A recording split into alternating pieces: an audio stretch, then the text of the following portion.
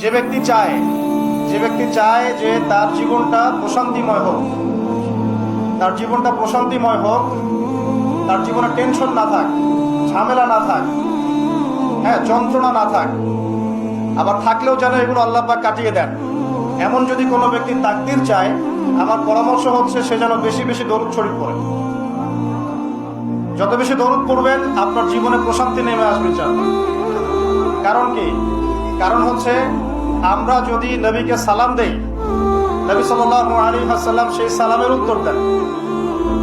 আচ্ছা, এখন নবী সাল্লাল্লাহু আলাইহি ওয়াসাল্লাম যদি কাউকে সালাম দেন বা সালামের উত্তর দেন, তার অর্থ কি আসবে? তোমার উপরেও শান্তি বর্ষিত হবে। আর নবী যদি কারো জন্য শান্তির দোয়া করে, তার জীবনটা শান্তি হবে না? এখান থেকে বললাম যে যত বেশি আপনি দরুদ শরীফ পড়বেন ইনশাআল্লাহ আপনার জীবনে শান্তি নেমে আসবে। আল্লাহ পাক আমাদেরকে বেশি বেশি দরুদ পড়ার তৌফিক দান।